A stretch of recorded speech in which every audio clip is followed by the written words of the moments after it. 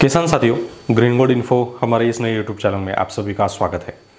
दोस्तों, आज हम जानेंगे कुछ ऐसे फंगीसाइड के बारे में जिसकी जानकारी शायद आपको कहीं ना मिले, या फिर हम ऐसे फंगीसाइड हो, इंसेक्टिसाइड हो, फर्टिलाइज़र हो, पीजीआर हो, पीजीपी हो, इन सभी की जानकारी हमारे चैनल पर देने वाले हैं। तो किसान भाइयों, अगर आप चैनल पर पहली बार आए हैं तो चैनल को सब्सक्राइब जरूर करिए और साथ ही नोटिफिकेशन बेल को ऑन करिए।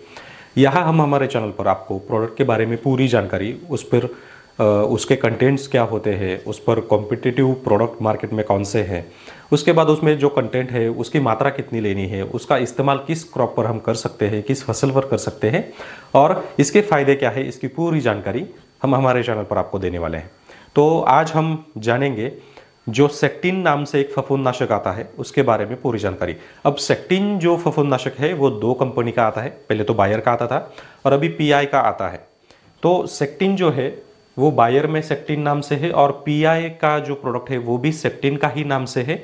दोनों का कंटेंट एक ही है। तो अगर आप सेक्टिन के बारे में जानकारी देख रहे हो तो पीआई का भी यही है और बायर का भी यही है। तो बायर का जो सेक्टिन आता है उसमें हमें जो कंटेंट मिलता है वो कंटेंट हमें मिलता है फेनोमेडोन 10% और मैकोजेब जो है वो 50% WG फॉर्मुलेशन में होता है। ये जो फफूंदनाशक है वो कॉन्टैक्ट प्लस सिस्टेमिक में आता है, यानी कि स्पर्शजन्य और जो अंतर्प्रवाही हम उसको बोलते हैं। तो कॉन्टैक्ट और सिस्टेमिक ये दोनों काम करता है।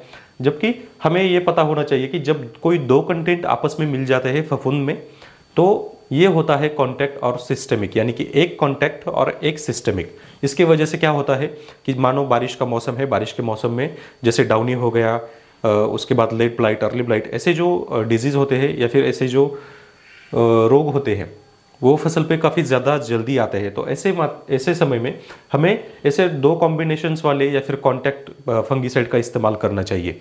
तो जैसे कि अभी जो बायर का सेक्टिन है वो हम किस फसल पे इस्तेमाल कर सकते हैं वो हम देखते हैं, और कौन से डिजीज़ पे ये चलता है वो भी हम देखेंगे। तो ये कॉन्टैक्ट और सिस्टेमिक दोनों में आता है। अगर फसल का देखा जाए तो इसमें अंगूर और पोटैटो का सबसे ज़्यादा इसमें रिकमेंडेशन दिया हुआ है, लेकिन इसके अलावा भी जो डिजीज़ पर आते हैं उसके हिसाब से हम इसका इस्तेमाल जो है वो मिर्च पे कर सकते हैं, टमाटर पे कर सकते हैं, काफ़ी सारे फसलों पर और भी कर सकते हैं। क्योंकि इसमें जो डिजीज़ आते हैं तो ये कौन सी डिजीज़ पे काम करता है, तो इसमें डाउनी मिल्ड्यू पे काफ़ी ज़्यादा काम होता है। तो डाउनी मिल्ड्यू की जो समस्या है वो हमें टमाटर में आती है, पोटैटो में आती है, उसके बाद अंगूर में आती है, मिर्च पे आती है, उसके बाद काफ़ी ज़्यादा फसलों पे ये हमें दिखाई देती है। और ख़ास करके कौन से मौसम में? बारिश के मौसम में। और बारिश के मौसम में भी जुलाई, अगस्त और सितंबर, ये 3 महीनों में सबसे ज़्यादा डाउनी मिल्ड्यू और लेट ब्लाइट की समस्या जो है वो हमें देखने को मिलती है।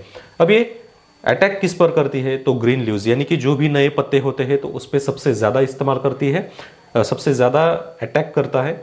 और इसके जो दूसरा जो इसका लक्षण है तो वो क्या है? तो जो भी पत्ते होते हैं तो उन पे येलो डॉट मिलते हैं। आई मीन ये कि जो हम देखते होंगे कि जो भी करेले का जो पौधा है उस पर पीले पीले दाग हमें दिखाई देते हैं। तो वो दाग किसके होते हैं? तो वो होते हैं डाउनी मिल्ड्यू के। तो इसकी समस्या के लिए, इसी समस्या के लिए हमें बायर का सेक्टिन का इस्तेमाल करना है। तो अभी इसका इस्तेमाल कितना करना है? तो 2 ग्राम प्रति लीटर पानी के लिए हमें इसका इस्तेमाल करना है। यानी कि अगर आपका पंप 20 लीटर का है तो 40 ग्राम इसका इस्तेमाल करिए। अगर 200 लीटर पानी आप ले रहे हो तो उसमें 400 ग्राम आप इस्तेमाल कर सकते हैं। अगर काफ़ी बड़ी समस्या है या फिर काफ़ी ज़्यादा मात्रा में समस्या है तो 500 ग्राम भी इसका इस्तेमाल कर सकते हैं। अब इसका जो रिकमेंडेशन है, कई जगह पे 2 ग्राम प्रति लीटर पानी का है तो कई जगह पे 3 ग्राम प्रति लीटर पानी के हिसाब से दिया हुआ है। तो एवरेज आप 2 ग्राम प्रति लीटर पानी के हिसाब से इसकी मात्रा ले सकते हैं और इसका छिड़काव कर सकते हैं। छिड़काव करते समय वातावरण में नमी ना हो, ये ज़्यादा ध्यान रहे, और वातावरण बिल्कुल साफ़ हो, जिसकी वजह से क्या होता है कि ये सिस्टमिक और कॉन्टैक्ट दोनों है तो इसकी जो लागत है, यानी कि जो लागू होने की जो टाइमिंग है वो लगभग 1.5 घंटे से 2 घंटे तक हो सकती है।